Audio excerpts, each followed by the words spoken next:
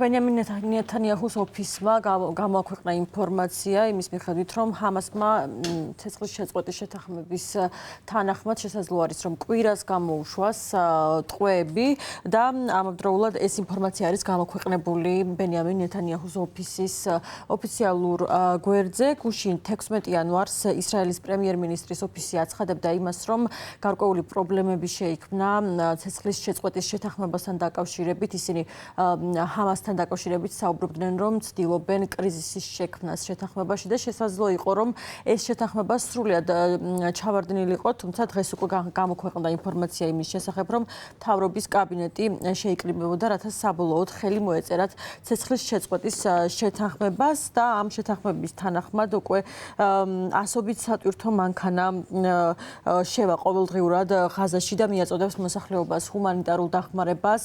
ამ დროისთვის ამ სატვირთოების რაოდენობა 40 შეადგენს, თუმცა ეს არის შეთანხმების პირველი ნაწილის მიხედვით და სავარაუდოდ ეს რაოდენობა კვლავ გაიზრდება და ასევე ვრცელდება ფოტოები, როგორც თქვენ ხედავთ, სატვირთოების, რომლებიც ეგვიპტის საზღვართან არიან უკვე განლაგებულები, რიგში დგანან და ელოდებიან უკვე იმას, რომ მისცენ უფლება ღაზაში შესვლის და ჰუმანიტარული დახმარების მიწოდების მოსახლეობისთვის. დიდი შვიდეულის ლიდერებმა გაავრცელეს განცხადება და ისინი ცეცხლის შეწყვეტის შეთანხმებისადმი მხარდაჭერას გამოხატავენ.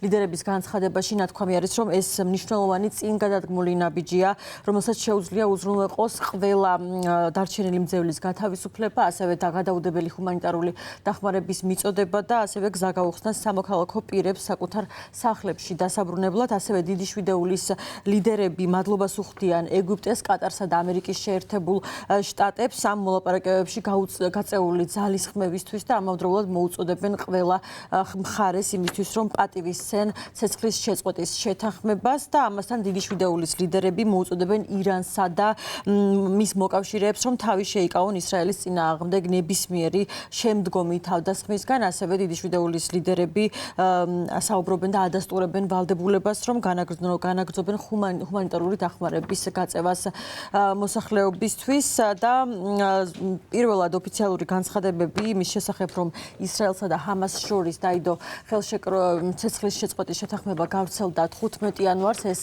განცხადება გაავრცელეს მოლაპარაკებების შუამავალმა ქვეყნებმა, კატარმა და ამერიკის შეერთებული შტატების პრეზიდენტმა და შეთანხმება, რომელიც ისრაელის მთავრობის მიერ დამტკიცების შემდეგ 19 იანვარს უნდა შევიდეს ძალაში, ითვალისწინებს ღაზის სექტორში საბრძოლო მოქმედებების შეწყვეტას, ადგილობრივი მოსახლეობის ჰუმანიტარულ დახმარებას და ჰამასის მიერ მძევლების, ხოლო ისრაელის მიერ პალესტინელი პატიმრების ეტაპობრივად გათავისუფლებას. ამ დროისთვის და ამ მონაცემებით ჰამასის მძევლობაში 90-ზე მეტი ადამიანი რჩება.